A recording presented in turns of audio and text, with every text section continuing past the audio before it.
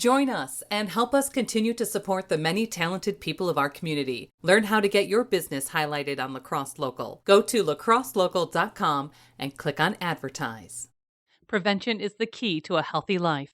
That's why Gunderson Health encourages you to learn about vaccines and how they can help you and your loved ones stay healthy. Vaccines protect against preventable diseases and viruses by boosting your body's defenses. Visit GundersonHealthVax.com to learn more. We jumped on with Nick Elstad of the band Sleeping Jesus.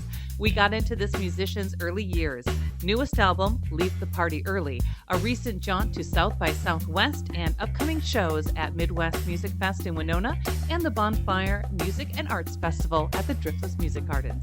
You can find more conversations, food reviews, live music, weekend picks, and events on our website, lacrosselocal.com. I'm Amy. And I'm Brent. And this is Lacrosse Local. Crying on the phone, it's like mother said, gone today,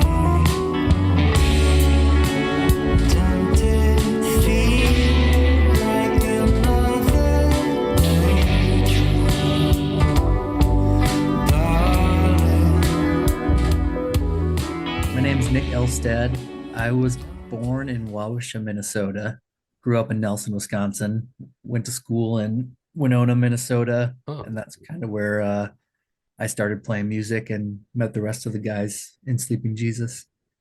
So was there early instances, like when you were younger, of music around the house, or do you get exposed to anything? Or I got like some tapes from my dad when I was young, like some classic rock tapes. I remember that being kind of my first intro to really enjoying music and rock and roll and stuff like that. And then I played like in, band and stuff like that, studied drums and jammed a little bit with like some neighbors and stuff like that and some buddies, but never really started taking it too serious until I was out of school. Huh. Was there some influences through that time of any musicians or artists that you kind of dug into? I mean, really just kind of, knowing of your band for a number of years. I've seen you play a lot of times, either in Midwest music or in passing.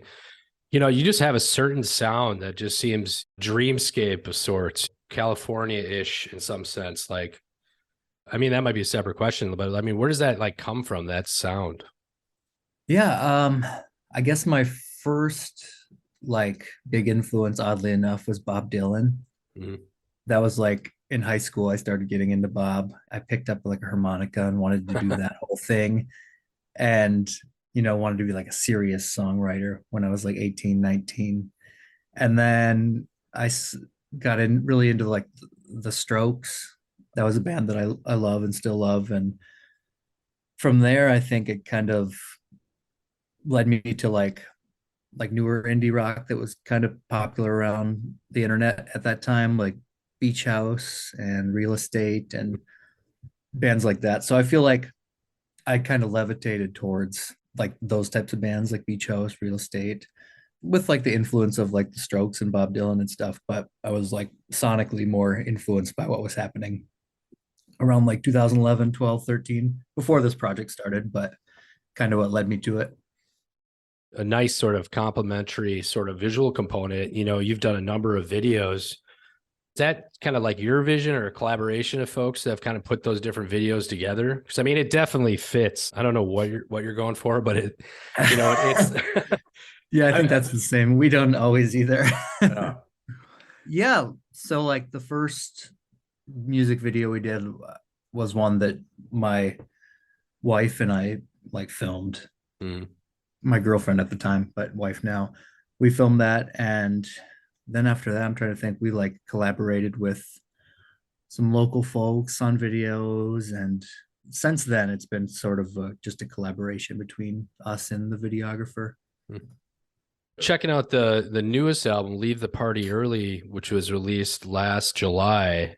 What was that process like? How are you with recording? Is it something that it's a quick process for you, or these That one songs was been like a while? that one was the opposite of quick. I feel like because it we started sort of, I think like I started writing the songs for that in like 2019, Mm.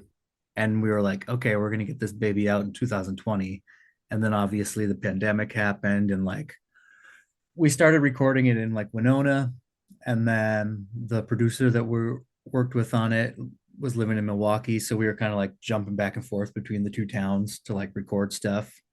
We didn't record any of it in a proper studio, Hmm. which I feel like kind of drugged the process out because we could kind of do it whenever we wanted to.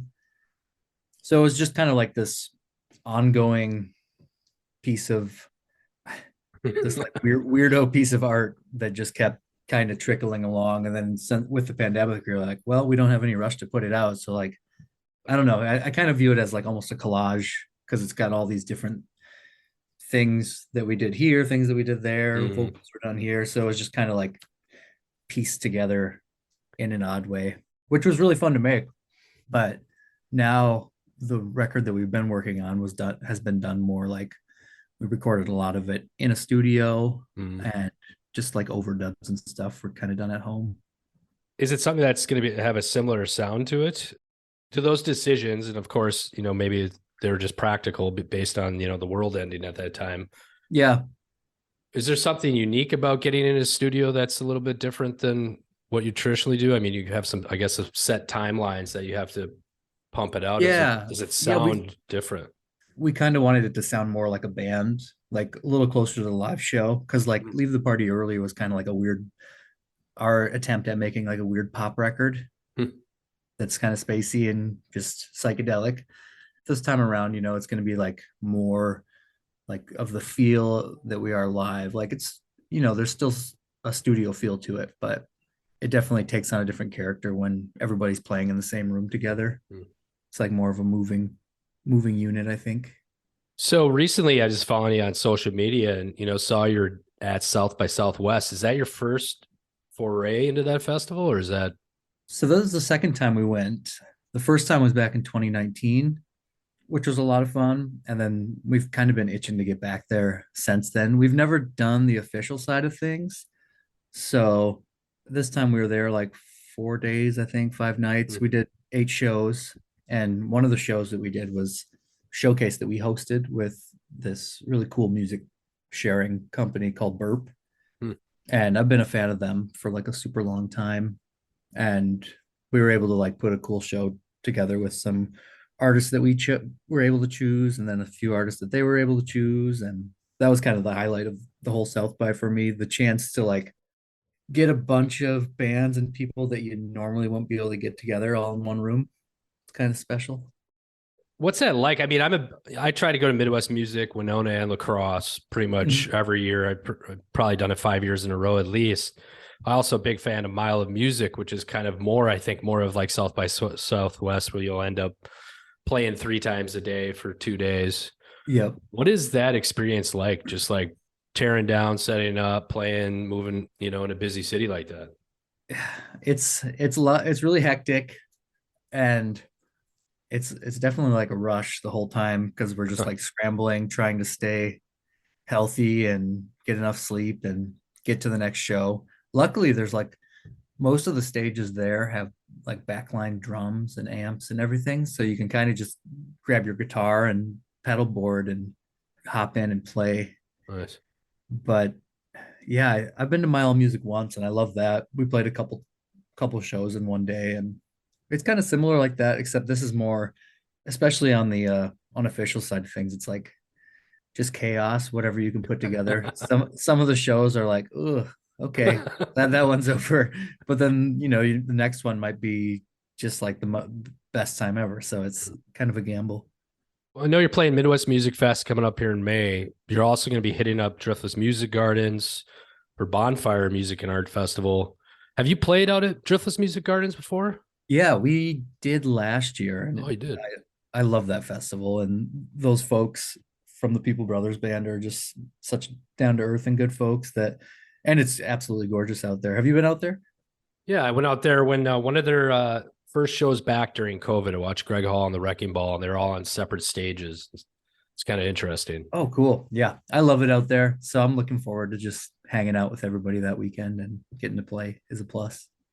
And is like Midwest music for you like an old hat? Because I mean, how many times have you played Midwest music? Man, I don't remember off the top of my head. I used to play it with my old band where I played drums.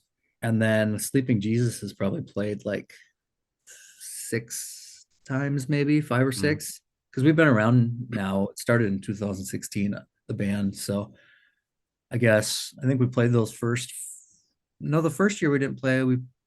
Probably like five or 6 times.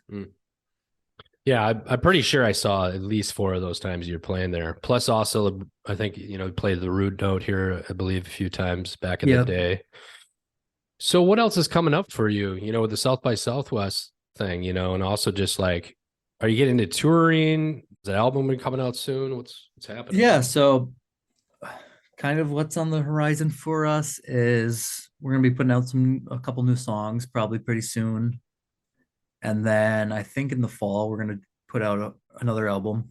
And then kind of up until then, we're doing like the shows you mentioned. We're playing in Minneapolis a couple more times throughout the summer. And then we're gonna try to get down to like Chicago and do some regional touring. And then I think in August we're gonna go out to New York for a short run.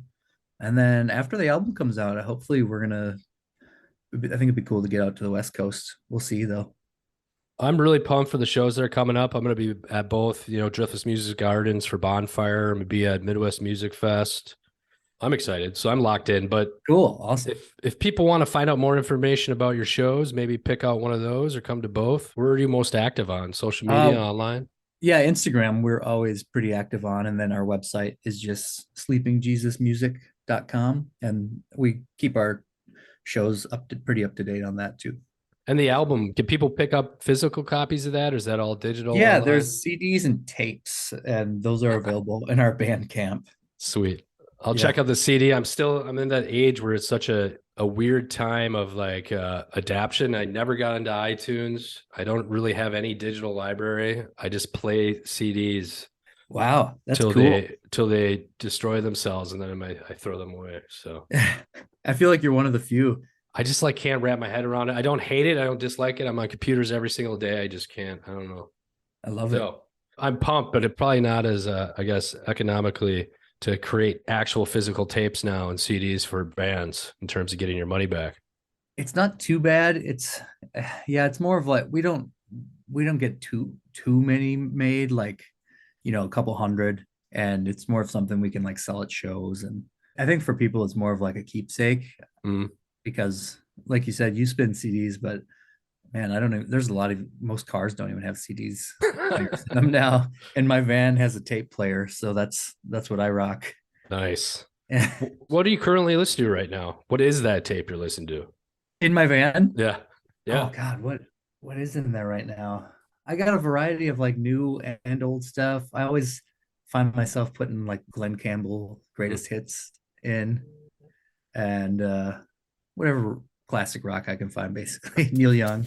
Sweet. La Crosse Local Podcast is a production of River Travel Media. Do you have an interview idea you'd like to share with us? Message us on Facebook at La Crosse Local. Find out more about us at lacrosselocal.com, and you can subscribe to the La Crosse Local Podcast on your favorite podcast app. If you like us, rate us 5 stars. We appreciate it.